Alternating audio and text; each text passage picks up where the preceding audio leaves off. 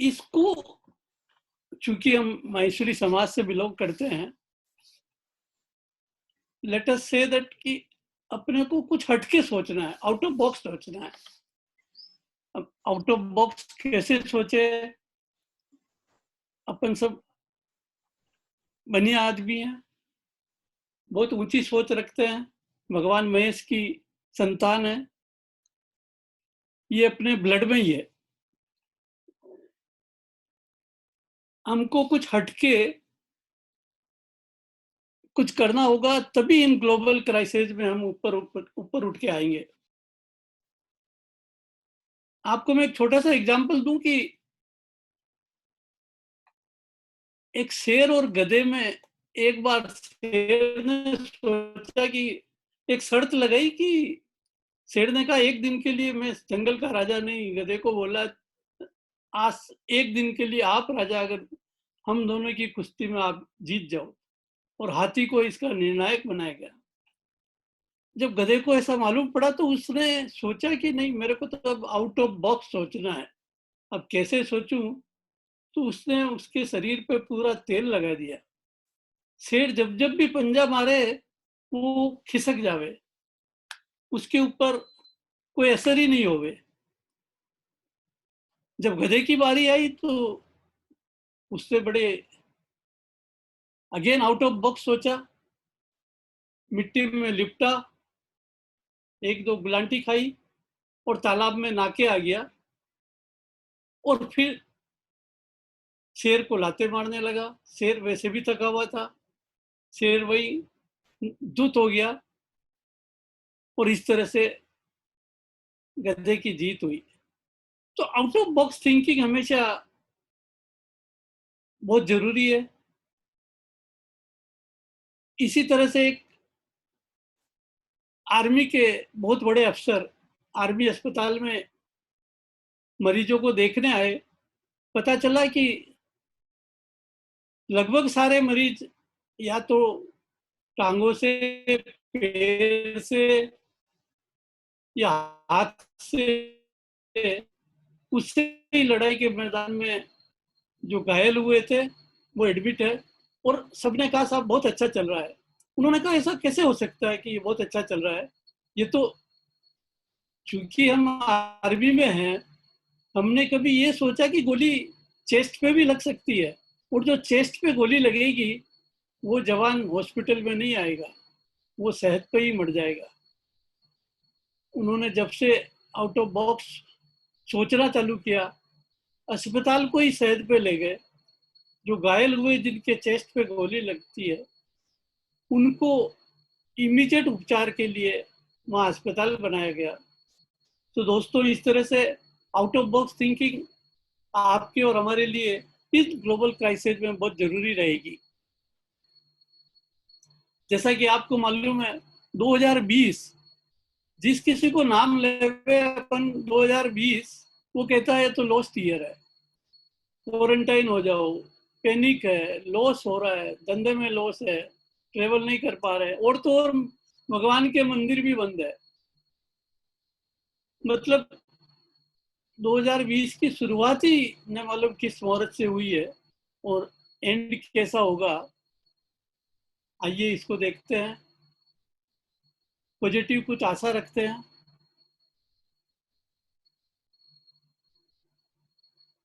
बहुत जल्दी ऐसी आशा है कि लॉकडाउन खत्म हो जाएगा, बट खत्म होने के बाद भी इसके असर नेक्स्ट 3 से 6 महीना जरूर रहेंगे। कुछ चीजों पे आपको बहुत महत्वपूर्ण बिंदु है जिन पे आपको बहुत अच्छा ध्यान देना है। अपने व्यवसाय को मजबूत एवं तीव्रता से नई ऊंचाई पर ले जाना है। आपको मैं बता दूं कि हम सोचते तो बहुत है, और जितनी बड़ी समस्या आएगी उतनी बड़ी सफलता मिलेगी, ये भी मैं आपको बता दूं। भगवान महेश, या शंकर भगवान कह दीजिए, भगवान महेश, वो हमेशा जब तीसरी आंख खुलती है तो सृष्टि में क्या होता है? विनाश। बट जब विनाश होता है तो भगवान ब्रह्मा को क्या करना पड़ता है? सृष्टि का सर्जन।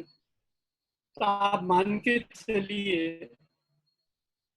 कि ये जो कोरोना वायरस या जो कोविड ये जो आया है, अपने व्यवसाय को एक बार शायद धराशायी कर देवे, बट उसकी नई सृजन और नई सर्जना जरूर ब्रह्मा जी की आशीर्वाद से जरूर मिलेगी। ये जरूर है कि आप इसमें अच्छी तरह से सोचे, आपके व्यवसाय को आगे इसमें डिस्कस करेंगे। इंटरनल और बाहरी चैलेंजेस आपको बहुत आ सकते हैं, जैसे कि आप माल बना के रख दिया, बट आजकल माल ढोने के लिए न तो ट्रक मिलती है न सब लेबर मिलते हैं, क्योंकि सभी अपने अपने गांव चले गए हैं। मुंबई का एग्जाम्पल दूं तो आप सुन के आश्चर्य होंगे, यहाँ 3,000 एम्बुलेंस है और 3,000 एम्बुलेंस में 2,000 एम्बुलेंस के ड्राइवर्स अपने अपने गांव चले गए हैं। तो ये भी एक बाहरी चैलेंज है, सरकार के लिए इंटरनल चैलेंज है। इस तरह के चैलेंजेस को अपन सबको मिलके, जो व्यवसायिक है, अपने अपने व्यवसाय में ध्यान लगाकर इनको समझना पड़ेगा, इनके लिए सॉल्यूशन आपको बहुत ही संभाल के रखनी है। क्योंकि मेरी बात हो रही थी जैसे एक सज्जन से, जिनका जिनकी एक फैक्ट्री है, और फैक्ट्री किस चीज की, वो ये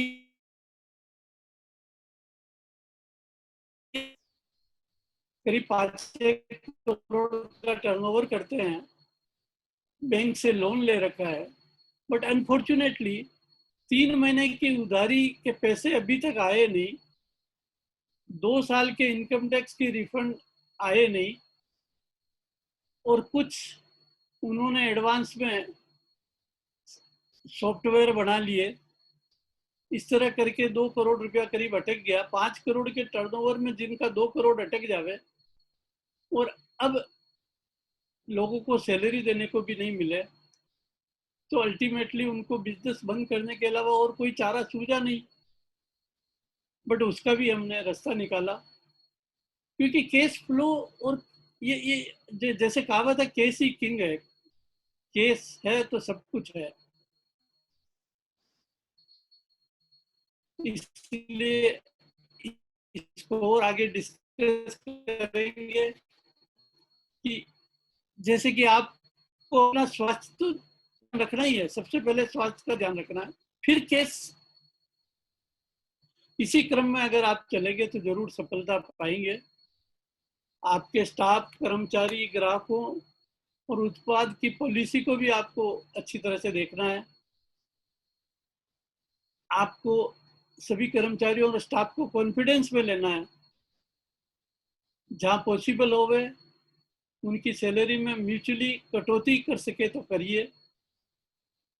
जहाँ हो सकता है, किन्हीं किन्हीं कंपनियों ने 25 से 50% स्टाफ कम करके बाकी जो रहे स्टाफ उनके 1.5 गुना सैलरी कर, क्योंकि उन्होंने प्रोडक्टिविटी मापी है।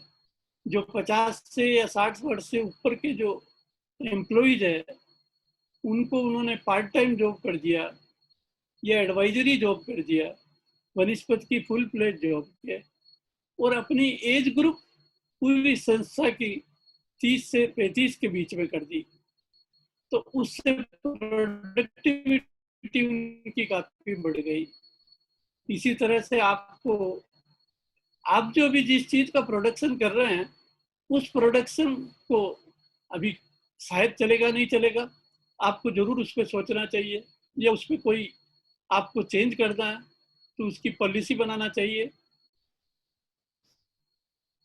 अभी ये एक समय अच्छा भी है, इन द सेंस कि आप अगर रेंटल प्रीमाइसेज में हैं तो किराया भी कम, सभी जगह कम हो रहे हैं किराए, रेंटल प्लेस काफ़ी खाली पड़े हैं और बहुतायत में मिलेंगे भी।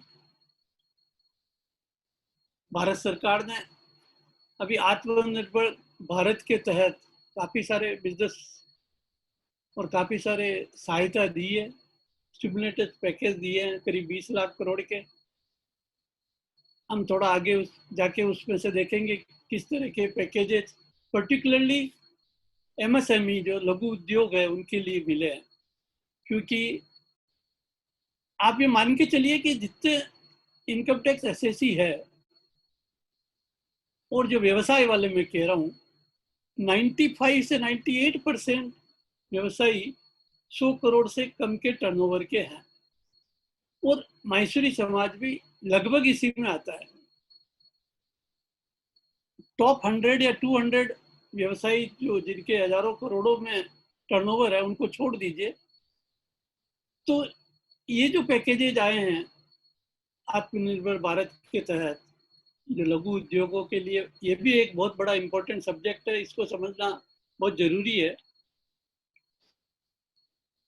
इस कोविड में आपको ऑफिस की कार्यप्रणाली, शिक्षा, स्वास्थ्य आपके लिए सभी गेम चेंजर साबित होंगे। अभी आप देखिए वेबिनार अपन जूम पर कर रहे हैं, अगर कोविड नहीं होता तो शायद हम नहीं मिल पाते, क्योंकि यवतमाल आना या आप सबका एक जगह एकत्रित होना शायद मुश्किल होता। बट इस चैलेंज के कारण जूम का लोगों ने उपयोग चालू किया और उपयोग ऐसा हुआ कि लास्ट 2-2.5 महीने में जैसे मैंने तो 200 से ज्यादा मीटिंगें अटेंड कर ली। तो पूरी कार्य प्रणाली चेंज हो गई, बल्कि मैं कहूँगा number of working hours change हो गए, बढ़ गए। आपको ये समय ऐसा है कि जिसमें ग्राहकों को भी आकर्षित करना होगा। जैसे अगर आप किराना स्टोर के व्यापारी है, आजकल डी मार्ट, अमेजोन, बड़ी बड़ी कंपनियां आपके घर पे होम डिलीवरी करती है। मैं नॉर्मल समय की बात कर रहा हूँ, अभी कोविड में नहीं कह रहा हूँ, जो और पर्टिकुलरली आने वाले 3 से 6 से 12 महीने की बात कर रहा हूँ कि कैसे सरवाइव करेंगे और कैसे इसको, इस समय को अपन पार कर पाएंगे। तो आपको थोड़ा सा हट के सोचना होगा, ग्राहकों को आकर्षित करना होगा। आप अगर होम डिलीवरी कर सके जैसे तो बहुत अच्छा होगा। फॉर एग्जाम्पल, आप बिलीव नहीं करोगे, एग्रीकल्चर प्रोडक्ट्स अभी इस महामारी के दौरान, लॉकडाउन के दौरान ट्रकें भर भर के शहरों में हर बिल्डिंग में फ्रेश सब्जियां आने लग गई। यानी सारे बीज के व्यापारी, सारे बीज के सब्जी बेचने वाले या सारे फूल फल फ्रूट बेचने वाले, उनका क्या होगा? तो उनको कुछ ना कुछ हटके सोचना पड़ेगा, कंपटीशन पे सोचना पड़ेगा। एक बहुत महत्वपूर्ण बात जो ध्यान देने लायक है वो है कि भारत सरकार ने 20 लाख करोड़ के पैकेज अनाउंस किए और शायद इसमें हो सकता है 3 लाख तो एमएसएमई के हैं, 1-1.5 लाख दूसरे हैं और बाकी सब कुछ एग्रीकल्चर है, कुछ गरीबों को खाना है, कुछ इनडायरेक्ट है। मान के चलिए 4.5-5 लाख करोड़ रुपया तो फिजिकली लोगों के पास आएगा और 15 लाख करोड़ एक जेब से निकल के दूसरी जेब में जाएगा। बट इम्पोर्टेंट ये है कि जो विकसित देश है जैसे कि जर्मनी, फ्रांस, अमेरिका, जापान, वो भारत को एक देश बनाना चाहते हैं। मोदी जी का जो 5 ट्रिलियन का जो सपना है और जो सरकार जिस हिसाब से प्रोत्साहन कर रही है,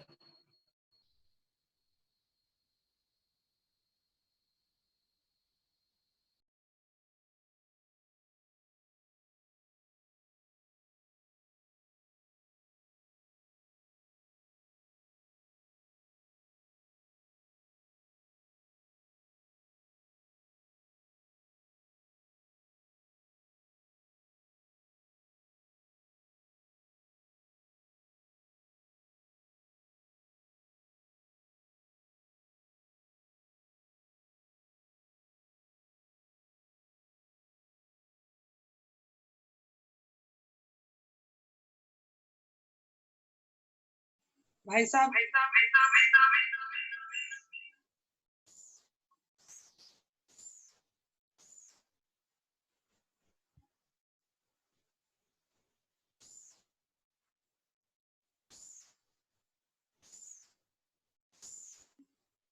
हेलो। हाँ हाँ भाई साहब बोलिए। हाँ, हाँ, ठीक। हाँ, तो जैसे मान लो 20-25 लाख 30 लाख करोड़ भी अगर इस तरह के इन्वेस्टमेंट भारत में निवेश के तरीके से आते हैं, तो इसमें से अल्टीमेटली हम हिंदुस्तान में, भारत में, और दैट टू बिजनेस कम्युनिटी और दैट टू माहेश्वरी कम्युनिटी, और या कह दीजिए एमएसएमई, स्मॉल लघु उद्योग, ये इसका कितना फायदा ले सकते हैं, ये उठाने की बात है, देखने की बात है। या तो उसके लिए अलग अलग तरीके हो सकते हैं। आपका प्रोडक्ट उनसे जोड़िए, आप उनसे जुड़िए। हो सकता है आप प्रोडक्ट बनाने में माहिर है, बट शायद बेचने में माहिर नहीं है, क्योंकि भी ब्रांडिंग का जमाना है। हो सकता है आप अमेजोन को 5-10% आप, या 20% आप उनको मार्जिन दीजिए, आपका प्रोडक्ट वो बेचेंगे, बट आप बनाने की तरफ, क्वालिटी की तरफ, फैक्ट्री की तरफ, उस तरफ ध्यान लगा सकते हैं। तो सरकार के जो तरह तरह के पैकेज है, उसका भी कैसे फायदा उठाना है, वो भी हम समझेंगे। आयात निर्यात पे, एक्सपोर्ट इंपोर्ट पे जरूर बहुत ही एडवर्स फर्क पड़ा है। आप ये समझिए कि एक्सपोर्ट तो लगभग बंद जैसे हो गए हैं, एक्सेप्ट फार्मा और कुछ इसेंशियल कमोडिटीज के। लोगों के जितने रुपए बाकी थे, वो भी भरोसा नहीं है। जहाँ जहाँ लेटर ऑफ क्रेडिट और बैंक क्रेडिट के थ्रू थे, तो बैंक वहाँ हिल गए हैं। बैंकों के ऋण वहां पर चढ़ गए हैं लोगों में। और आपको मैं बताऊं, अमेरिका में तो बैंकों ने बिलियंस ऑफ रुपीस को प्रोविजन करना पड़ा है। हिंदुस्तान में भी ये नौबत नहीं आवे, ऐसी आशा है।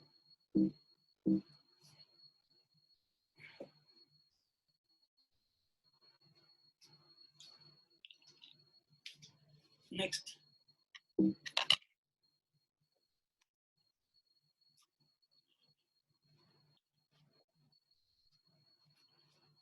आपको जो अब एमएसएमई जो है, उसमें आपको किस तरह के फायदे मिल सकते हैं, जैसे कि लगभग आपको मालूम ही होगा, 45 दिन से ज्यादा का अगर आपका किसी कंपनी में रुपया बाकी है, तो उनको ब्याज समेत आपको देना पड़ेगा, और ब्याज भी 3 टाइम होगा। तो बट अब आप ये देखिए कि बड़ी कंपनियां 45 दिन से ज्यादा क्रेडिट चाहती है। आप 45 दिन से ज्यादा क्रेडिट आपसे ले नहीं सकते हैं वो। तो इस तरह के जो नोट डिफरेंस है, उन डॉट्स को कनेक्ट करना बहुत जरूरी है। एक्साइज एग्जाम्पशन एमएसएमई को या उनको मिलता है। उद्योग आधार पे जो भी रजिस्टर्ड है, कैसे रजिस्ट्रेशन होता है, वो हम देखेंगे। 50% आपकी जो पेटेंट और ट्रेडमार्क की जो फाइलिंग फीस है, उसमें भी आपको रिलैक्सेशन और कंसेशन मिलता है। Credit guarantee scheme, protection from delayed payments, और तो और आपको जो लोन मिलते हैं विदाउट गारंटी और लो इंटरेस्ट रेट पर। अब तो सरकार ने 2% और इंटरेस्ट रेट एमएसएमई को कम कर दिया है। आपको रेवेन्यू पे सब्सिडीज भी मिलती है, कहीं कहीं इलेक्ट्रिसिटी बिल के ऊपर कंसेशन भी मिलता है, ऑक्ट्राई के बेनिफिट मिलते हैं। इस तरह के जो एमएसएमई के जो काफी बेनिफिट है उद्योग आधार में रजिस्ट्रेशन के। तो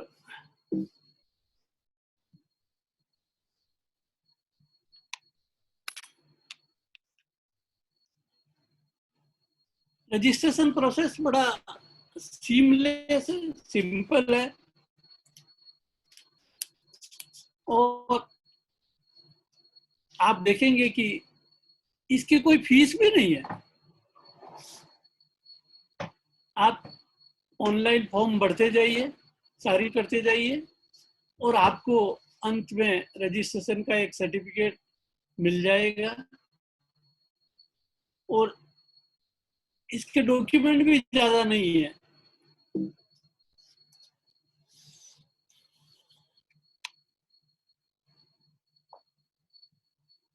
जो मिनिमम डॉक्यूमेंट होते हैं जैसे आधार नंबर, आपका कैटेगरी मतलब पार्टनरशिप फर्म है, प्राइवेट लिमिटेड है, आपका बिजनेस टाइप क्या है, एक्टिविटी क्या है, ये डिटेल जो नॉर्मल होती है वही है।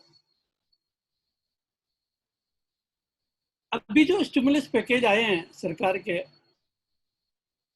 उसमें सबसे इम्पोर्टेंट एक रहा है कि 200 करोड़ से ऊपर के जो सरकारी टेंडर्स होंगे सरकारी, उसमें ग्लोबल टेंडर्स को इनवाइट नहीं किया जाएगा। मतलब विदेशी कंपनियों को इसमें इनवाइट, तो 200 करोड़ काफी अच्छा अमाउंट है। इसमें एमएसएमई को मेरे हिसाब से लघु उद्योगों को बहुत ही फर्क पड़ेगा, काफी अच्छा रहेगा। इसमें सर्विस इंडस्ट्री भी कवर हो गई है। इसी तरह से 3 लाख करोड़ की जो इमरजेंसी क्रेडिट लाइन दी है, आपका 29 फरवरी को जितना भी लघु उद्योग का बैलेंस है वर्किंग कैपिटल, उस पर 20% वर्किंग कैपिटल आपको और मिलेगी। आपको मैं बता दूं कि पहले एमएसएमई का जो बैंकों का लोन देने का जो फॉर्मूला था, जैसे आपका टर्नओवर 5 करोड़ है तो लगभग 20% वो थंब रूल तरीके 1 करोड़ रुपए का लोन देते थे वर्किंग कैपिटल। अब उन्होंने भी रिलैक्स किया है, अब वो 33% तक देंगे। इसी तरह से मार्जिन जो पहले 25% होता था अब वो 15% होगा, या 30% होता था अब वो 20% या 15% होगा। अलग अलग ऑफकोर्स डिपेंड करेगा क्या आपका प्रोडक्ट है, कैसे है, क्या इंडस्ट्री है और आपका अकाउंट कैसा है। लास्ट सितंबर में एक नोटिफिकेशन आया था फाइनेंस मिनिस्ट्री से, जिसमें उन्होंने कहा था कि अगर आपका डिले है टिल मार्च 2020 तक तो भी आपको एनपीए डिक्लेयर नहीं किया जाएगा अगर आप डिफॉल्टर है तो भी। तो उससे बहुत बड़ा प्रोटेक्शन हुआ। और अभी 29 फरवरी के बाद जो एक्स्ट्रा कैश फ्लो मिलेगा 20%, उससे भी मेरे हिसाब से लघु उद्योग को बहुत ही फायदा होगा। 45 दिन से पहले बहुत ही कंपनियां, चूंकि लीगली तो पॉसिबल नहीं है बट या डिक्लेरेशन करना पड़ता है, 3 टाइम इंटरेस्ट देना पड़ता है। इसी तरह से गवर्नमेंट में जितने रुपए बाकी थे, क्योंकि गवर्नमेंट के कॉफर्स भी खाली हो गए थे, सारे कॉन्ट्रैक्टर्स का रुपया बाकी था, तो गवर्नमेंट के इस दौरान जो ऑर्डर आया है उसमें 45 दिन के अंदर आपके जितने गवर्नमेंट से रुपए बाकी है 45 दिन से ऊपर के, वो सब आपको इमीडिएटली दिए जाएंगे। दोस्तों, इसी संदर्भ में आप सब चूंकि व्यवसायी है, व्यापारी है, बिजनेसमैन है, प्रोफेशनल है, एंटरप्रेन्योर है, ये एक पजल है। कोई भी 3 या 5 जैसा आप उचित समझे इसमें से वर्ड्स उठावे और अपने एंटरप्रेन्योर, अपनी फैक्ट्री, अपने ऑफिस, अपने दुकान, अपने उसके लिए अप्लाई करें। जैसे कि फॉर एग्जांपल फर्स्ट लाइन में आप देखेंगे तो पंक्चुअलिटी एक वर्ड है। सेकंड लाइन में देखेंगे तो रिफ्लेक्ट दूसरा वर्ड है।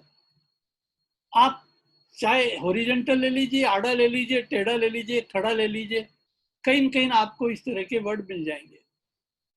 फर्स्ट लाइन में और देखेंगे तो बिहेवियर एक वर्ड है। आपको 3 से 5 वर्ड ढूंढने हैं और उसका इंटरप्रिटेशन आपको डीपली सोचना है कि हमारे बिजनेस के लिए, हमारे फैक्ट्री के लिए ये कहाँ तक फिट बैठता है और इसके लिए हम क्या कर सकते हैं, और इससे हम और क्या इम्प्रूव कर सकते हैं। आई थिंक ये आपको, मैं डॉक्टर प्रशांत जी को बोलूँगा कि सबको ये बाद में भिजवा देंगे, ताकि आप अपने आप इसमें कुछ एक्सरसाइज कर सकें। जैसा कि मैं कह रहा था कि एमएसएमई जो इम्पोर्टेंट, भारत का लगभग ये समझिए आप 29 से 30% जीडीपी का हिस्सा एमएसएमई देती है। मैं बताऊं आपको कि करीब 6 करोड़ एमएसएमई रजिस्टर्ड है, और जीवीए का यानी ग्रोस वैल्यू एडिशन का भी लगभग 32% एमएसएमई कंट्रीब्यूशन करती है। तो इतना बड़ा कंट्रीब्यूशन एमएसएमई पे आता है। इसीलिए भारत सरकार ने इस कोविड के जो स्टिमुलस पैकेज दिए उसमें एमएसएमई को सबसे बहुत ही ज्यादा इम्पोर्टेंस दी। बड़ी इंडस्ट्री को तो शायद दी, बट इनको बहुत अच्छी दी, क्योंकि इसके ऊपर जब 12 करोड़ एम्प्लॉयमेंट मिलता है लोगों को, बहुत बड़ी एक ये है। अब आप देखिए कि इसमें जो एमएसएमई है, मैन्युफैक्चरिंग में 31% है करीब, ट्रेडिंग में 36% है, और दूसरी सर्विसेज में 33% है। मतलब ये भी एक लगभग one third one third one third कर आप कह दीजिए। और इसका शेयर भी अब बढ़ेगा, क्योंकि अब जो जो पहले जो टर्नओवर की लिमिट थी अब वो हटा दी गई है। अब टर्नओवर की लिमिट आ गई है, पहले नहीं थी, अब डाल दी गई है। तो और जो मैन्युफैक्चरिंग और सर्विस का जो क्राइटेरिया था वो अब मर्ज कर दिया गया। तो इसलिए भी ज्यादा रजिस्ट्रेशन होंगे मेरे हिसाब से। और और एमएसएमई में भी वापिस अगर आप देखें तो लगभग रूरल और अर्बन एरिया में बराबर बराबर एमएसएमई रजिस्टर्ड है। रूरल यानी एकदम जो डिस्ट्रिक्ट टाउन है, अर्बन यानी जो मेट्रो है, 2 टायर 3 टायर।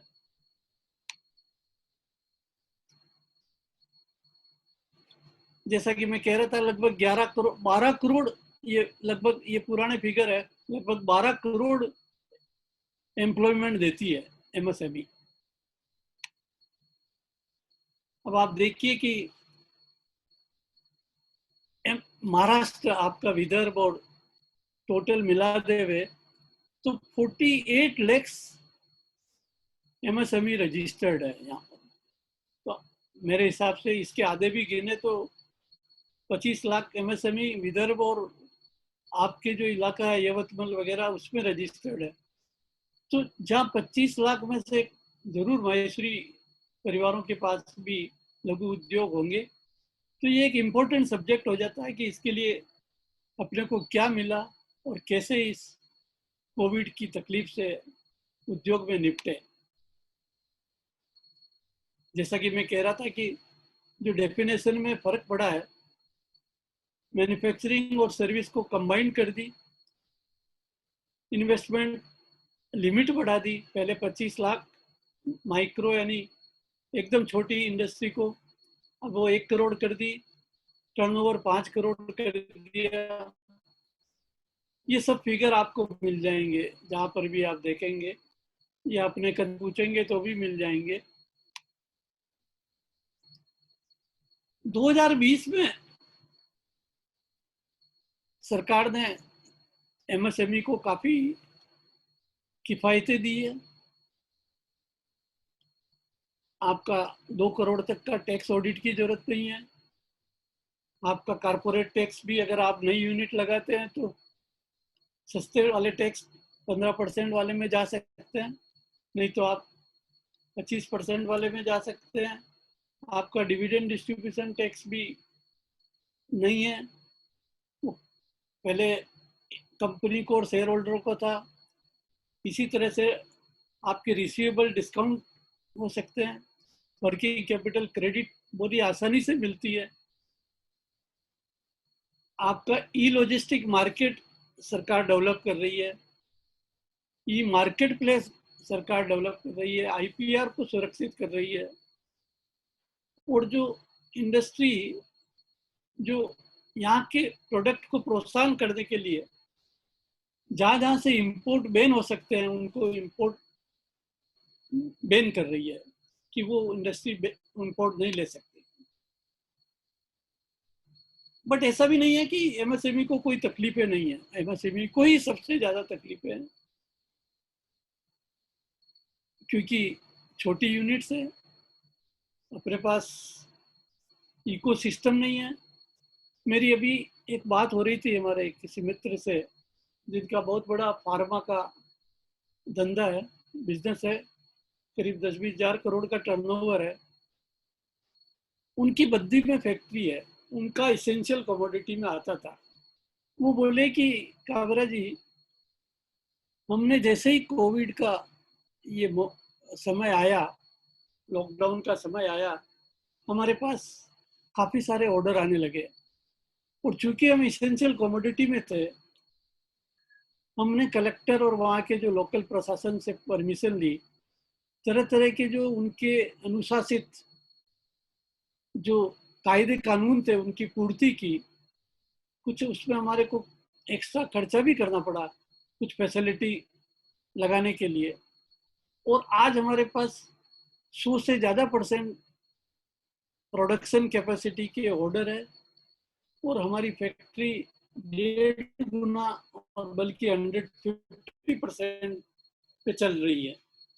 उसी संदर्भ में उन्होंने कहा कि बद्दी में काफ़ी सारी स्मॉल स्केल इंडस्ट्रीज भी है, बट वो इसका फायदा नहीं ले सकी क्योंकि नंबर उनके पास इतना कैश फ्लो नहीं है कि वो सारे अनुशासित जो कानून कायदे हैं उनका पालना करे। नंबर 2, उनके पास विड्थ और इकोसिस्टम नहीं है कि कलेक्टर, लोकल एडमिनिस्ट्रेटर सबके पास जाके अलग अलग तरह की परमिशन लेके आ सके कि इस लॉकडाउन में भी उनका। नंबर 3, उनके पास सप्लाई चेन के लिए ट्रकें नहीं है, माल किसको बेचे, प्रोडक्शन कर भी लिया तो जब तक बड़ी कंपनियां जिन कंपनियों के साथ उनका तालमेल है वो अगर अच्छी चल रही है जब तो ठीक है, और या उनके पास कोई सुविधा है जब तक तो ठीक है, बाकी वो पॉसिबल नहीं है। इसी तरह से रिसीवेबल स्टक हो गए हैं। केस, जैसा मैं कह रहा था, केस इज किंग, केस का बहुत तकलीफ हो गई है, फिक्स कॉस्ट बढ़ गई है,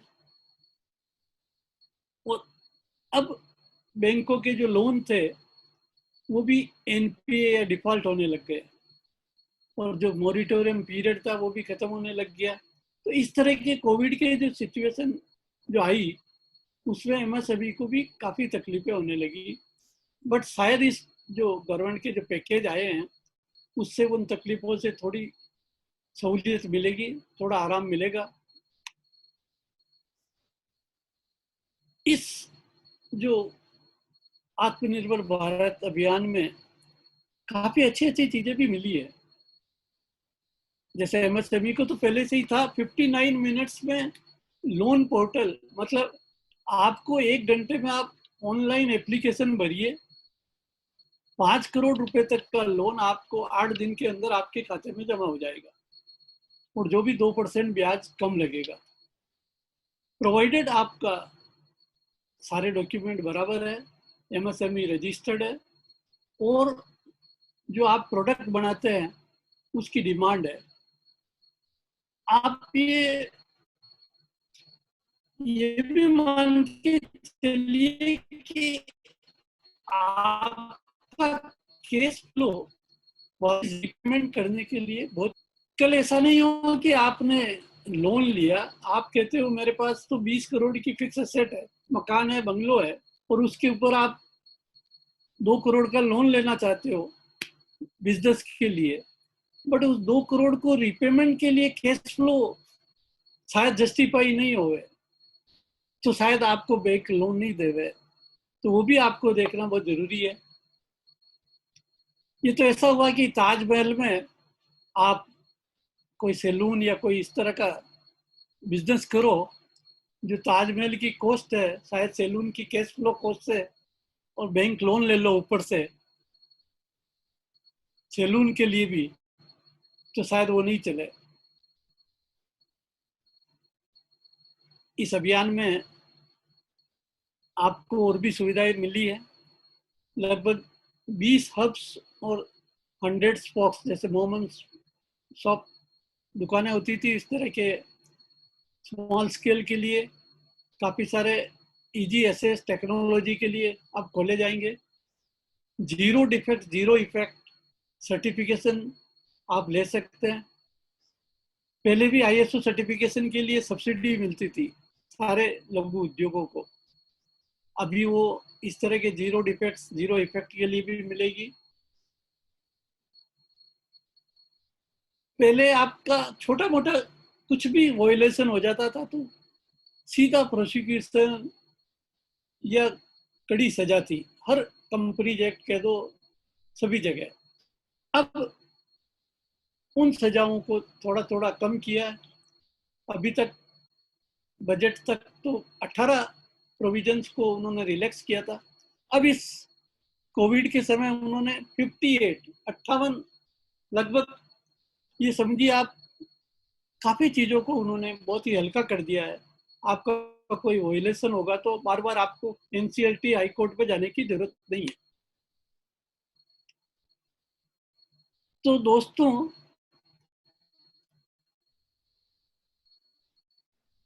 आइए इस लघु उद्योग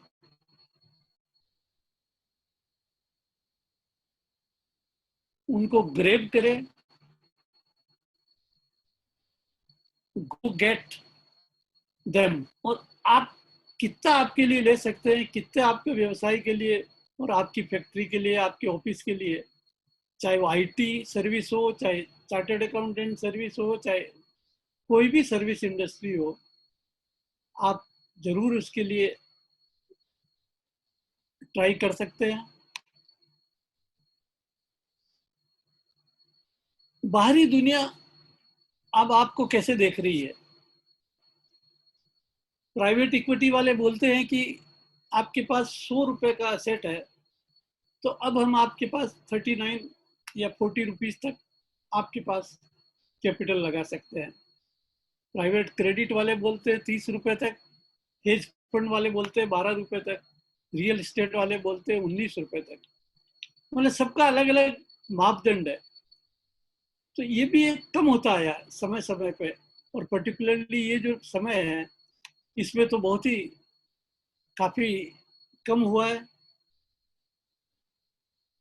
इसी तरह से एक सर्वे में बोस्टन कंसल्टिंग ने एक सर्वे किया था।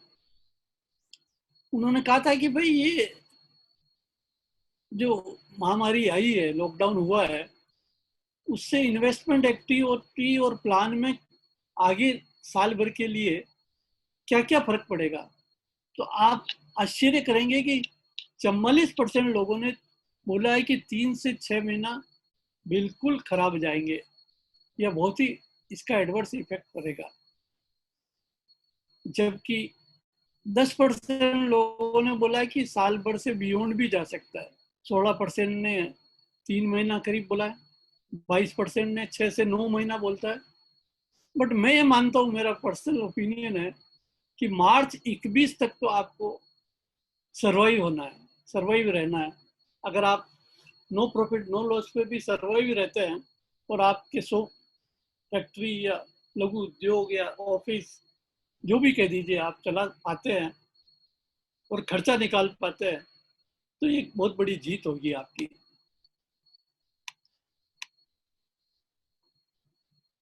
इसी तरह से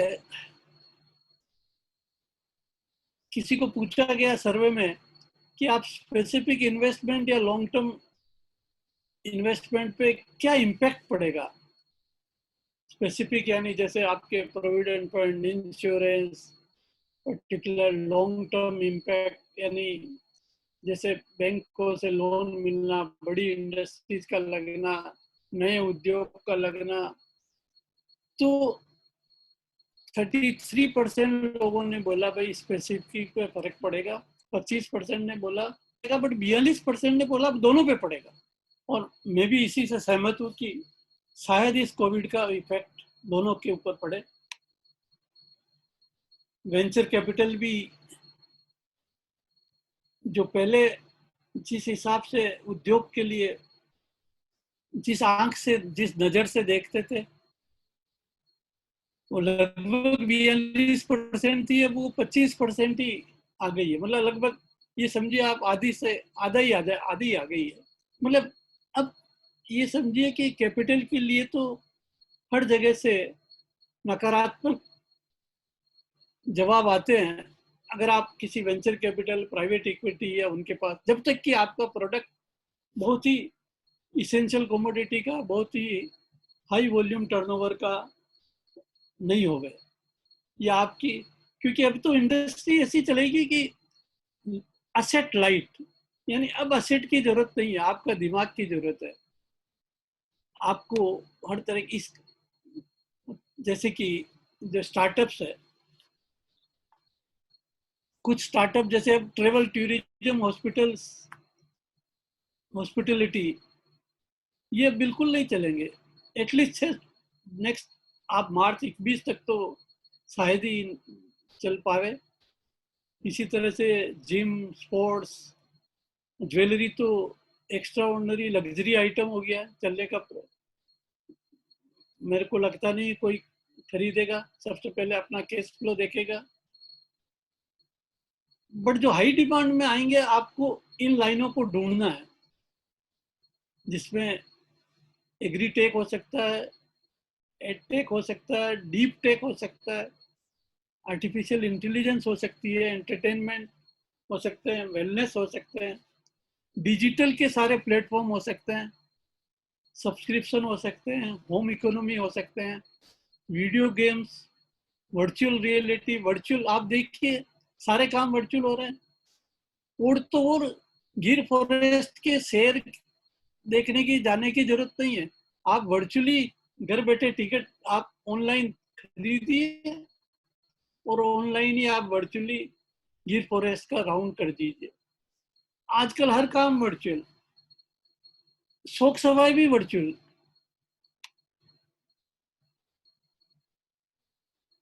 जो स्टार्टअप्स है उनके लिए मैं बता दूं कि उनको अब जो समय आएगा, कन्वर्टेबल रूप से ज्यादा जो उनको ऋण मिलेगा, इन द सेंस कि जो भी पैसा लगाएंगे वो दोनों लड्डू हाथ में रखना चाहेंगे। जैसे कि अगर अच्छा चला तो इक्विटी में कन्वर्ट कर देंगे, नहीं चला तो अपना ऋण वापस ले लेंगे। इसी तरह से स्टार्टअप को डिजिटलाइजेशन में जाना बहुत जरूरी है, क्योंकि 2020 तो कस्टमर एक्विजिशन, टैलेंट और रेंट का साल होगा। जैसे कि मैंने कहा कि रेंट, किराए कम हो सकते हैं, बट आप ये मानिए कि स्टार्टअप 10 में से 2 या 3 स्टार्टअप चलते हैं, अच्छे चलते हैं, 7 या 8 नहीं चलते हैं। बट जो चलते हैं वो इतने अच्छे चलते हैं। आप एग्जाम्पल लीजिए अमेजोन का, आप एग्जाम्पल लीजिए एप्पल का, फेसबुक का। ये सब क्या है, ये स्टार्टअप ही थे, अभी अभी चले हैं। 1995 से, 98 से, 2000 से इनके वैल्यूएशन देखिए, 500 बिलियन, 800 बिलियन। और अगर इनकी वापस हिस्ट्री देखूं मालिकों की, तो अमेजोन का मालिक $1.25 पर घंटे पे काम करता था। एप्पल का मालिक स्टीव जॉब, वो गरीब घर का था, किसी के यहाँ गोद आया। तो ये स्टार्टअप आपको कहाँ से कहाँ ले जा सकते हैं। इसमें यही है कि आपको अच्छी सोच रखनी है। दोस्तों, इस स्टेज पे मैं आपको ये भी बताना चाहूंगा कि जैसे हिंदुस्तान में, जैसे भारत ने 10% अपने जीडीपी का स्टिमुलस पैकेज दिए, 20 लाख करोड़, उसमें से 4-5 लाख फिजिकल है, बाकी के एक जेब से दूसरी जेब है, वो बात अलग है। बट इसी के कंपैरिजन में अगर दूसरे देशों का, तो काफी अच्छे पैकेजेस उनके मिले हैं, बट उनकी जीडीपी भी बहुत अच्छी है। जबकि यूएसए की जीडीपी 22 ट्रिलियन है, और उसका उन्होंने लगभग 13% पैकेजेस दिए हैं। जापान ने 21%, जब जो 5 ट्रिलियन है उसका 21% दिया है। इसी तरह से जर्मनी ने 10% दिया है, स्पेन ने 7% दिया है। और इंटरेस्टिंगली आप ये देखिए कि इसमें जैसे यूके ने जो पैकेज दिए हैं, 1 साल तक आपसे कोई इंटरेस्ट नहीं, 25 मिलियन पाउंड तक के लोन पे 25 बिलियन पाउंड, और इसी तरह से कोई गारंटी नहीं, कोई फीस नहीं स्मॉल स्मॉल लोन के लिए। तो यूएसए ने देखिए आप 30 साल का रिपेमेंट आपने कभी सुना नहीं होगा, और छोटे लोन पे तो कोई इंटरेस्ट नहीं। इसी तरह से चाइना, इसी तरह से जर्मनी। तो ये वापस रिवाइव होने के लिए बहुत जरूरी है। शायद भारत सरकार इस तरह के पैकेजेस नहीं दे सकती थी, उनकी अपनी समस्या है, बट ये विकसित देश है, इनसे कुछ अपने को सीखना चाहिए, सरकार को सीखना चाहिए। मैं तो कहूँगा जो अच्छी चीज है उसको जरूर एडॉप्ट करना चाहिए। दोस्तों, ये जो आर्थिक पैकेजेस बने हैं उनके 5 पिलर्स पे बने हैं: इकोनॉमी, इंफ्रास्ट्रक्चर, टेक्नोलॉजी, डेमोग्राफिक और डिमांड। आप और हम सब इसमें समझते हैं। इसी तरह से फाइनेंस मिनिस्टर ने और प्राइम मिनिस्टर मोदी जी ने बोला है कि ये जो आर्थिक पैकेजों के 4 स्तंभ है, लैंड और लॉ, यानी आप किसी भी विदेश को, किसी भी नई इंडस्ट्री को, किसी भी भारत के नए उद्योग को अगर लैंड मिलना बहुत जरूरी है उद्योग लगाने के लिए, लेबर का अवेलेबिलिटी बहुत जरूरी है, जो भी स्टेबल लेबर। अब आप देखिए कि इस कोविड, इस कोरोना वायरस और इस लॉकडाउन में कहीं कहीं 25 से 50% लेबर माइग्रेट हो गए अपने अपने गांवों में। अब हो सकता है जहाँ 50% हो, 25 उसमें से आएंगे नहीं वापस। तो और जब बाकी के 25, जब 6 महीने बाद, 12 महीने बाद उनके रुपए खत्म हो जाएंगे तब आएंगे। सरकार ने ये जरूर किया कि मनरेगा से 200 रुपया पर डे, 208 रुपया पर डे से वहां पर सर्विस मिल जाएगी, काम मिल जाएगा, बट उससे क्या आना जाना जब। बट उन हर लेबर की ये इच्छा रही है कि मैं तो अपने गांव जाऊं, और इससे इंडस्ट्री जब खुलेगी जून से, जुलाई से, उसमें कितना इफेक्ट आने वाला है आप और हम सोच सकते हैं। इसी तरह से सरकार का ये पैकेज रहा है कि सरकार की ये इच्छा रही कि अभी देसी ब्रांड को वैश्विक बनावे भारत, आत्मनिर्भर भारत में। ईज ऑफ डूइंग के भी काफी कदम उठाए गए हैं। जैसा कि मैंने कहा, कंप्लायंस और रेगुलेशन को तो आसान बनाने पर सरकार काफी अग्रणी रही है।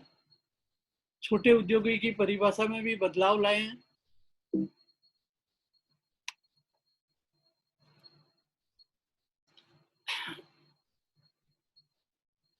3 लाख करोड़ के जो कोलेट्रल फ्री लोन है उसमें कोई गारंटी नहीं, कोई कोलेट्रल नहीं, कुछ नहीं। आपको 20% खाली जितना आपका वर्किंग कैपिटल है उसका मिल जाएगा। इसी तरह से 20,000 करोड़ के जो सबॉर्डिनेट फंड दिए, ये बड़ा इंटरेस्टिंग है, समझने लायक है। अगर आपका स्ट्रेस असेट है या एनपीए होने जा रहा है, या अगर आप तकलीफ में है, तो आप सरकार guarantee fund, credit guarantee fund को गारंटी देगी। क्रेडिट गारंटी फंड बैंक को गारंटी देगा, या सरकार क्रेडिट गारंटी फंड को रुपए भी दे सकती है, और वो इन टर्न वो बैंक को गारंटी देंगे, और बैंक उस गारंटी के सामने आपको पर्सनल, प्रमोटर को पर्सनल लोन देगा।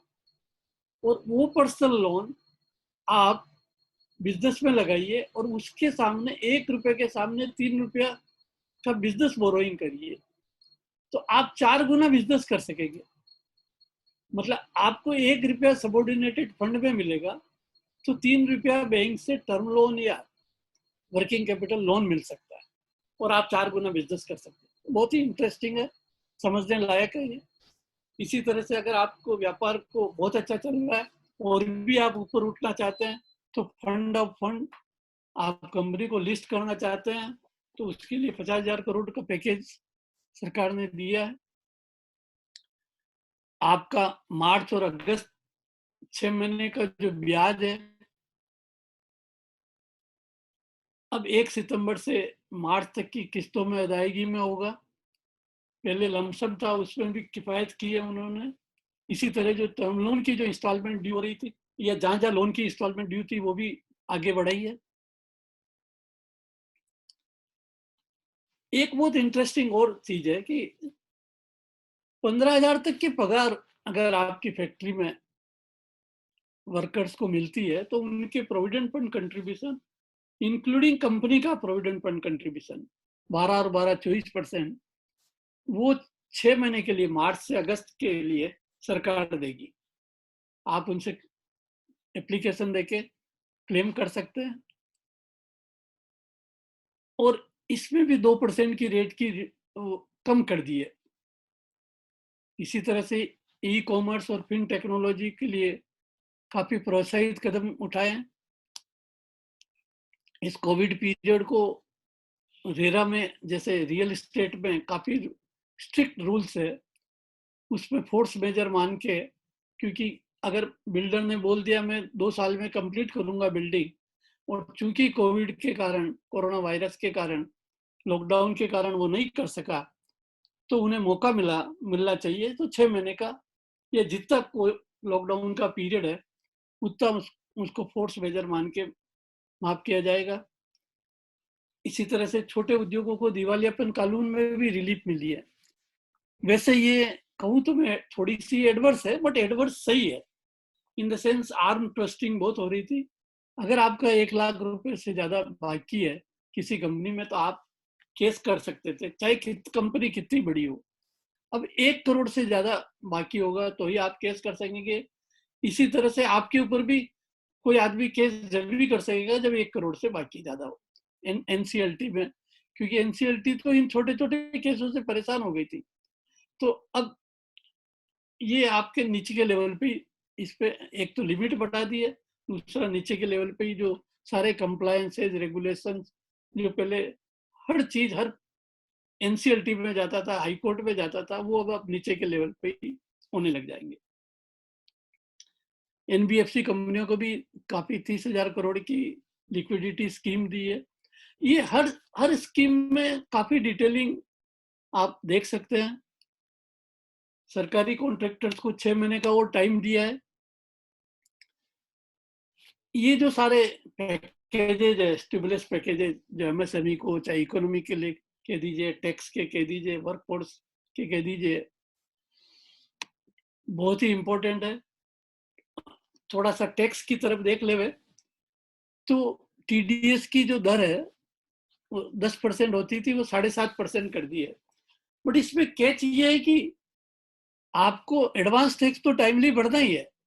जैसे मेरे पास कोई मेरे पास, मैं चार्टर्ड अकाउंटेंट, मेरे पास फीस आती है अप्रैल मई जून में, और मेरे को इस साल का एडवांस टैक्स 15 जून को भरना है या 15 सितंबर को भरना है, तो मेरे को एडवांस टैक्स भरने के टाइम तो मेरे को पूरा टैक्स कैलकुलेट करना ही पड़ेगा। तो 7.5% मेरी कटौती हुई, लेकिन मेरे को तो पूरा टैक्स जो 2.5% और कट जाता तो उतना कम पड़ता। तो ले देखिए बराबर हो गया। इसी तरह से इनकम टैक्स डिपार्टमेंट ने सभी करदाताओं को रिफंड जल्दी देने का तय किया है। 5 लाख से नीचे के रिफंड तो जो कंपनियों के थे या दूसरों के थे, वो मार्च अप्रैल में दे भी दिए गए। खाली यही है कि जो कंपनियों के रिफंड अब नहीं मिलेंगे।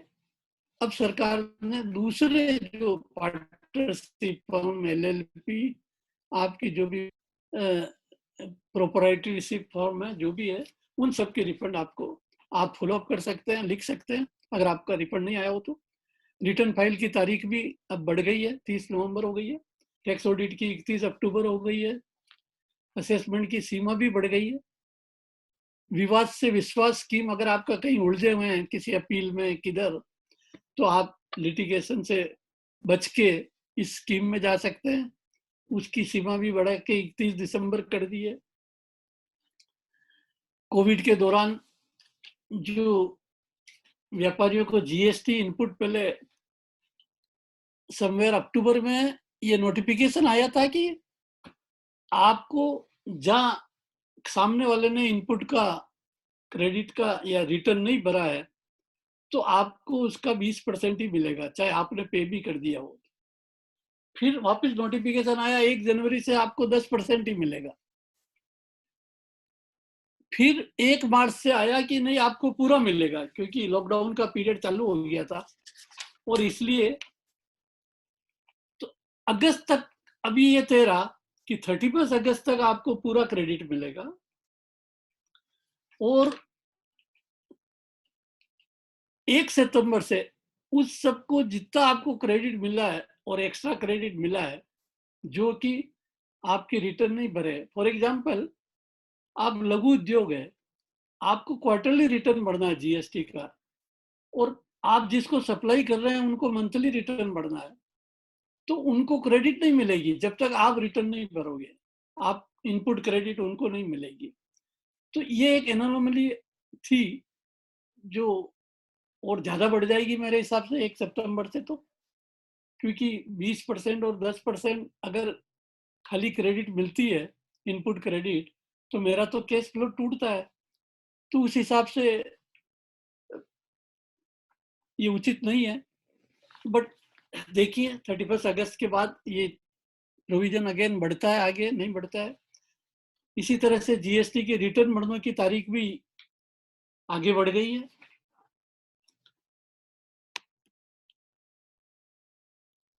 दोस्तों, खर्चे चालू है,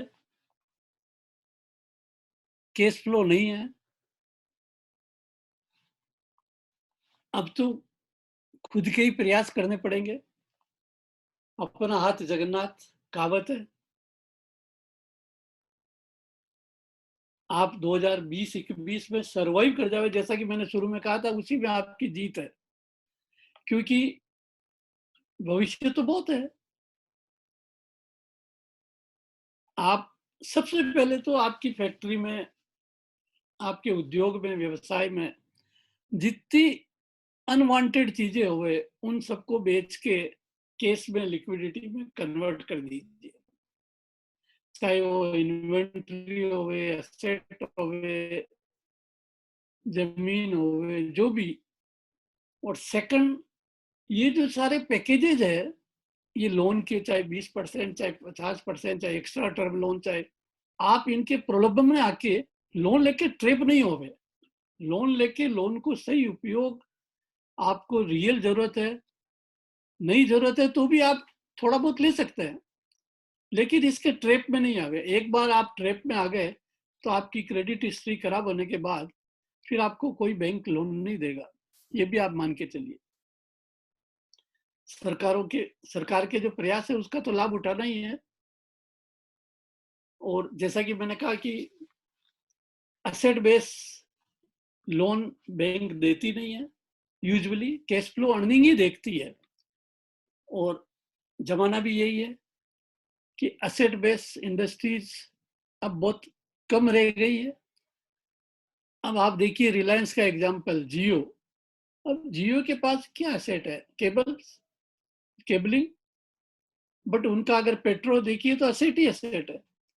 बट जियो की वैल्यूएशन क्या हो गई, आप और हम देख रहे हैं। अभी तक उन्होंने 80,000 करोड़ रुपया इकट्ठा कर दिया, सब अपने अपने घरों में बंद है तो भी। तो इसको कहते हैं बुद्धि। आप मान के चलिए आपके उद्योग के लिए, ये व्यवसाय के लिए 3 चीजें बहुत जरूरी है, मेन, मशीन, मटेरियल। आपके पास अच्छे एम्प्लॉय हो, इंटेलिजेंट एम्प्लॉय हो, डेडिकेटेड हो, ऑनेस्ट हो, आपके पास आधुनिक मशीनें हो और आपके पास मटेरियल की डिमांड हो। ये बहुत ज़रूरी है, क्योंकि अपॉर्च्युनिटीज़ तो बहुत है। आपको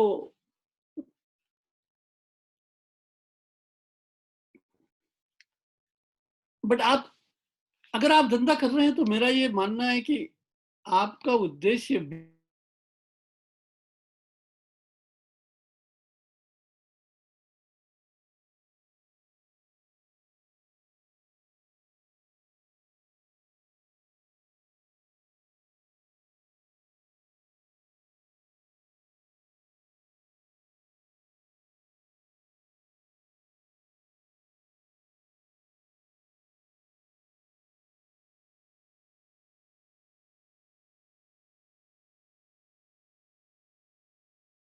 फाइंडर्स।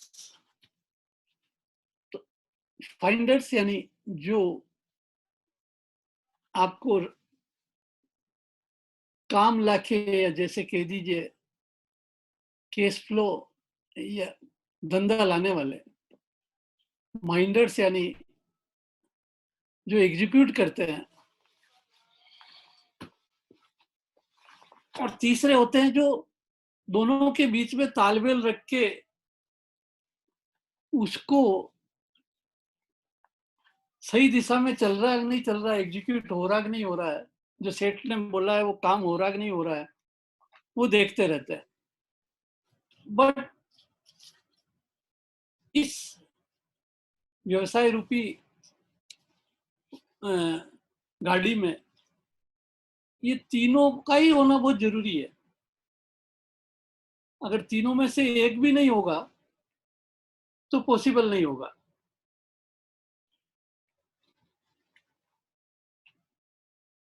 अब एक वर्क फ्रॉम होम का बहुत ही बड़ा अभी टेक्नोलॉजी के सहारे चल निकला है।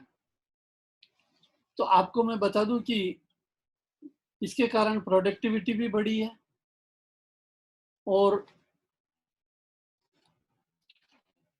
लोगों का आने जाने का समय उसमें भी फर्क पड़ा है। लोगों की जीवन श्रेणी चेंज हो गई, मैं तो ये कहूंगा।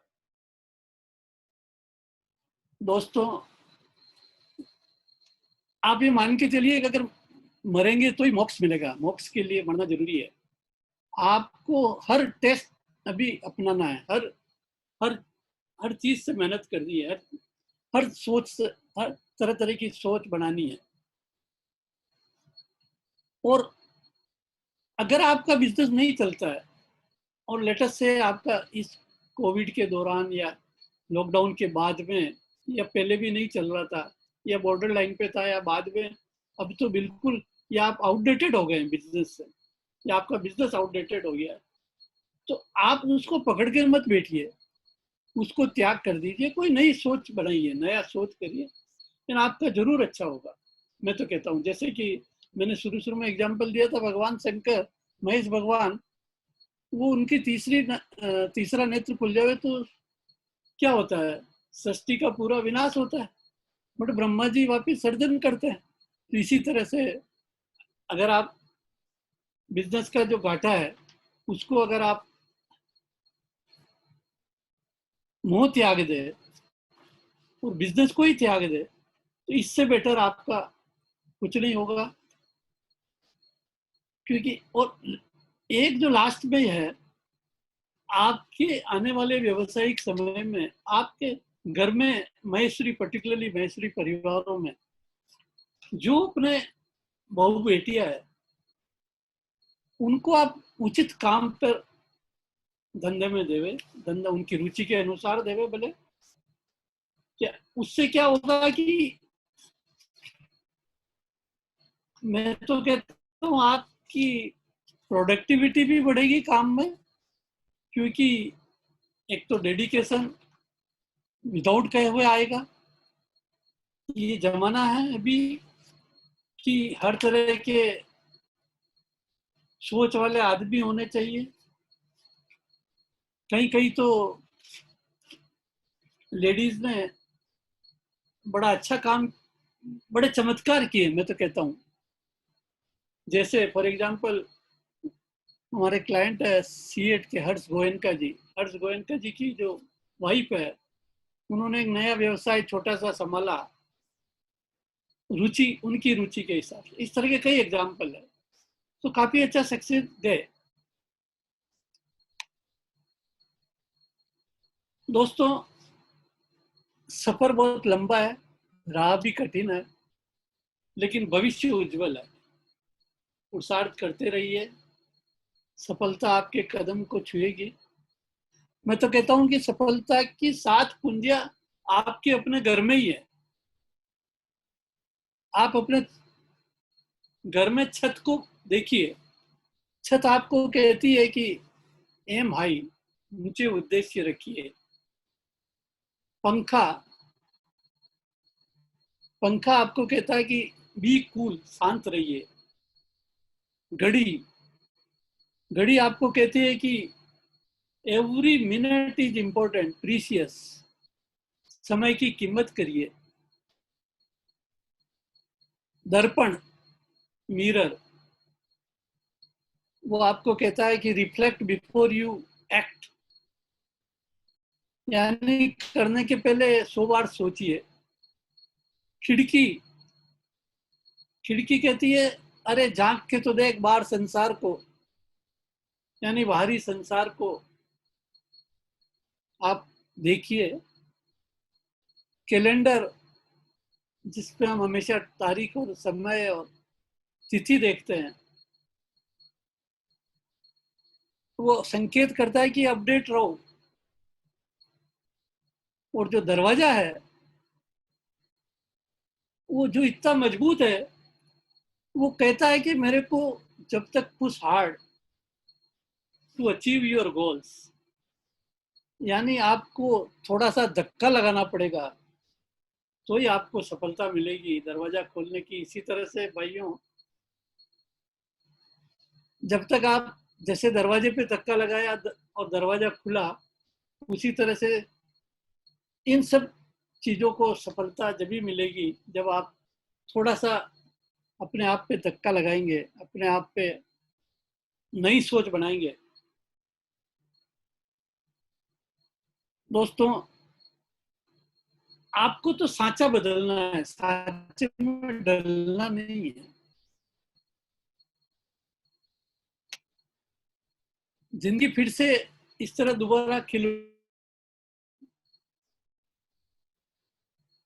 बेसिकली तो 7 रंगी होते हैं। अब आप इन 7 रंगों में से चाहे जैसा रंग बना लो। इसी तरह से संगीत के 7 नोट ही होते हैं, आप जैसा चाहो संगीत सुन लो। तो आशा बनाए रखिए, भविष्य बहुत अच्छा उज्जवल है, अपॉर्चुनिटीज बहुत है। इस एडवर्सिटी में भी आपको अपॉर्चुनिटीज ढूंढनी है, और माहेश्वरी समाज तो इसमें हमेशा अग्रणी रहा है। माहेश्वरी समाज ने देश की इकोनॉमी में अपने आप को, अगर चूंकि समय की अपनी सीमा है, मेरे को यही 45 से 50 मिनट का बोला था। अगर कुछ क्वेश्चन आंसर होंगे जरूर अपन बात करेंगे, डिस्कस करेंगे। इसी के साथ और महेश नवमी की शुभकामनाओं के साथ, एवं आप घर में रहे, सुरक्षित रहे, जान है जान है, इसी आशा के साथ सबको मेरा जय श्री कृष्णा, जय महेश। धन्यवाद। धन्यवाद भाई साहब। निश्चित ही आपका आज का जो मार्गदर्शन था वो बहुत ही विस्तृत था, और आपने जिन सरल शब्दों में हमें ये सब समझाया है, निश्चित ही इसका हम सभी श्रोताओं को फायदा होगा, ये मैं उम्मीद करता हूँ। और कई लोगों के मन में कई विचार होंगे, कई प्रश्न आए होंगे, तो मैं उनसे निवेदन करता हूँ कि कृपया आप हैंड रेज हेलो। करें मोर में जाके या चैट में नाम लिखें, जिससे मैं आपको अनम्यूट करूँ और आप अपना प्रश्न पूछ सके। मेरे पास पहला प्रश्न आया है या हैंड रेज हुआ है प्रदीप जी मालानी मेल को। प्रदीप जी, मैंने आपको अनम्यूट किया है। प्रदीप जी हेलो। आप, हाँ प्रदीप जी हाँ सर। पूछिए। हाँ, जय श्री कृष्ण। मैं प्रदीप मालानी अपोर्ट से बोल रहा हूँ, आपका डिस्ट्रिक्ट। मेरे को ये पूछना था कि गवर्नमेंट सप्लाई में भी ये 45 दिन का जो एमएसएमई के लिए रूल्स आए हैं, हाँ जी। ये गवर्नमेंट सप्लाई में भी अप्लीकेबल है क्या? हम लोगों का गवर्नमेंट सप्लाई का काम है। हाँ हम बिल्कुल है लोगों का, सर। मेरा खुद का मैन्युफैक्चरिंग एक्टिविटी, सोलर प्रोडक्ट बनाता हूँ मैं गवर्नमेंट फॉरेस्ट में रहता हूँ। हाँ जी तो बिल्कुल है। काफी जगहों पे हमारा पैसा ऐसा मतलब बिल्कुल गवर्नमेंट डिले, मतलब गवर्नमेंट ने पैसा वापस बुला लिया है ये हाँ, कोविड में, तो हाँ, उसके डिले हुआ तो उसमें भी अप्लीकेबल है। हाँ बिल्कुल है सर। और इसीलिए तो गवर्नमेंट ने स्पेसिफिक बोला है कि 45 दिन से तो बियॉन्ड उसमें का भी किसको बोला है। लिखना चाहिए हमने? हाँ जी। तो ये अपना अप्लीकेशन किसको करना चाहिए 45 डेज का एमएसएमई में? हाँ एमएसएमई में बिल्कुल आपको लिखना चाहिए। जो जो जैसे जो आधार यूनिट है जिसमें आप मतलब डालते हमारा हो, नागपुर डिवीजन आता है, नागपुर उद्योग डिवीजन को। उद्योग आधार है। हाँ उसको लिखिए आप, बिल्कुल लिखिए सर। ठीक है, ठीक है, जय श्री हाँ कृष्ण। धन्यवाद प्रदीप जी। और अगर किसी का कोई क्वेश्चन है तो प्लीज अपना हैंड रेज कीजिए। मोर में आपकी स्क्रीन पे मोर आता है, एक मोर के ऑप्शन में हैंड रेज का ऑप्शन आता है। आप हैंड रेज करोगे तो मुझे पता चलेगा और मैं आपको अनम्यूट करूंगा ताकि आप अपना सवाल पूछ सके।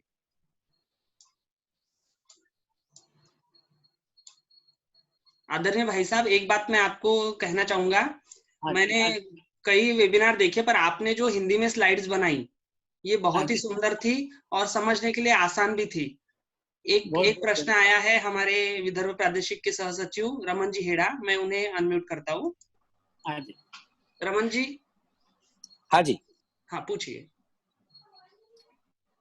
आरएल साहब, बहुत बहुत अभिनंदन, आपका विस्तृत आपने जानकारी दी। बीच में आप हाँ कह रहे थे कि ये जो अभी पैकेज आया है 20 लाख करोड़ का, हाँ। इसमें ना जाए, अगर गए तो सिविल खराब हो सकता है, या मतलब कैसे उस कार्यकर्ता का कैसे क्या इफेक्ट करेगा अगर कोई जाता है छोटे प्रोग्राम में, या स्मॉल स्केल इंडस्ट्रीज में कोई अप्लाई करता हाँ है? हाँ। नहीं मेरा नहीं, इसका दो तरीके से इसको आपको देखना चाहिए। एक तो ये कि अगर आप एग्जिस्टिंग उद्योग है आपका, एमएसएमई में है जैसे, तो और अगर आपको बॉर्डर लाइन पे है और आपको एक्स्ट्रा वर्किंग कैपिटल की जरूरत है, आपके फॉर एग्जांपल जैसे मैंने एग्जांपल दिया था, तो एक हमारे मित्र थे, उनके 3 महीने के 4 महीने के पैसे आए नहीं, रिकवरी हुई नहीं। उन्होंने ईआरपी बना के, सिस्टम बना के कंपनियों को सप्लाई कर दिया।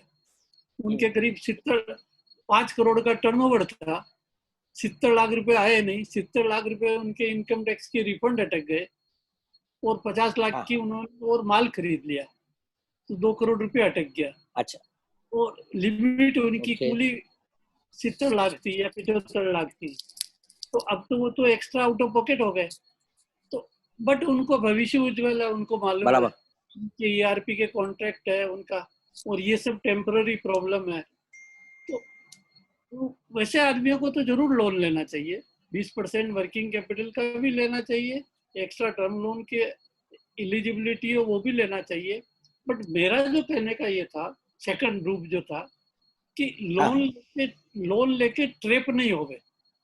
अगर आपको, क्योंकि अगर लोन की जरूरत नहीं है, लेटेस्ट से आप किसी को कॉन्ट्रैक्ट बेसिस पे आप एज ए कॉन्ट्रैक्टर काम कर रहे हैं और उस फैक्ट्री को आपको बराबर पैसा टाइम पे मिल रहा है वहां से, या आपको बिल डिस्काउंटिंग मिल रहे हैं, या आपको जो भी, तो उसमें अगर आपको एलिजिबिलिटी, जब तक आपका एक्सपांसन नहीं हो, आपका और कोई सोच नहीं हो, लोन लेना बहुत इजी है, बट चुकाना और ब्याज चुकाना वो एक, जब तक कैश फ्लो नहीं होगा बिजनेस से, जो भी वाले है नहीं, और चुकाना उचित भी नहीं है, इसलिए इसके दो अलग अलग रूप है।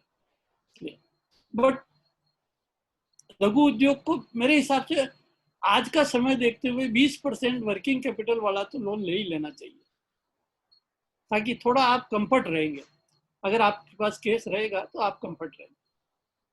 ठीक अ, ठीक प्रशांत जी ने जी जी प्रदीप जी मालानी। हाँ जी, अकोला अकोट। हाँ जी हाँ साहब, जय श्री कृष्ण। मेरे को एक और सवाल था मेरा कि हाँ ये जो अभी इनकम टैक्स रिफंड की आप लोग जो बात कर रहे हैं, मतलब सभी सेमिनार में सुन रहा हूँ, जितने हाँ भी जी, सीएस के सेमिनार अटेंड किए मैंने, तो वो इनकम टैक्स रिफंड फास्ट मिलने वाला है। तो हाँ, ये मतलब 18-19 की बात है या 19-20 की बात ओनली 20 का, 20 का। है? 19-20 का, तो 19-20 का तो अभी रिटर्न ही फाइल नहीं हुआ है, तो फिर ये नहीं refund- नहीं, असेसमेंट ईयर 19-20 का, अच्छा, असेसमेंट या 19-20 का। तो असेसमेंट ये ईयर। हाँ, तो मेरा दूसरा सवाल ऐसा था कि अभी मतलब हम लोगों ने जो एडवांस टैक्स भरा है लास्ट टाइम 19-20 में, वो हाँ तो हम लोग 18-19 का फाइनेंशियल ईयर का एक स्टेटस देख के हमने 19-20 में भरा है, लेकिन सडनली मार्च महीने में ही कोविड आ जाने से काफी लोगों हाँ के बिजनेसेस पे इम्पैक्ट आया उसका, तो हाँ एडवांस टैक्स मतलब कंपेयर टू ज्यादा चले गया है। तो इसको विदाउट एनी रिटर्न अपन उसको कुछ क्लेम कर सकते हैं क्या रिफंड के लिए? हाँ, वो कुछ केसेस में किया है हमने, हाँ। मतलब अभी नहीं किया इन दिनों में। अच्छा। कमिश्नर को एप्लीकेशन देके, हाँ हाँ हाँ, as a special case commissioner as a power. But हाँ अभी इस हिसाब से, क्योंकि गवर्नमेंट के कॉफर्स भी खाली है, एक बार जो ऊपर हाँ। से रूल रेगुलेशन आ गए, कोई डेविएशन होके चलेगा नहीं मेरे हिसाब से, कोई एक्स्ट्राऑर्डिनरी डेविएशन लेगा नहीं। हाँ हाँ, मतलब प्रोविजन तो है, इसको वो मतलब वो एडजस्ट भी रिटर्न कर होने के सकते हैं। बाद, हाँ प्रोविजन है। और पीछे प्रोविजन है, पीछे की डिमांड में भी एडजस्ट कर सकते हैं, आगे के साल के लिए भी उसको ट्रीट कर सकते हैं। हाँ हाँ, कमिश्नर के ऊपर है। ठीक है, yes। हाँ जी, हाँ ठीक है, ठीक है। हाँ जी। धन्यवाद प्रदीप जी। और अगर किसी का कोई सवाल हो तो मैं फिर से एक बार निवेदन करता हूँ, आप मोर में जाके हैंड रेज कीजिए या चैट में जाके टाइप कीजिए, ताकि मैं आपको अनम्यूट करूं और आप आपका सवाल पूछ सकें।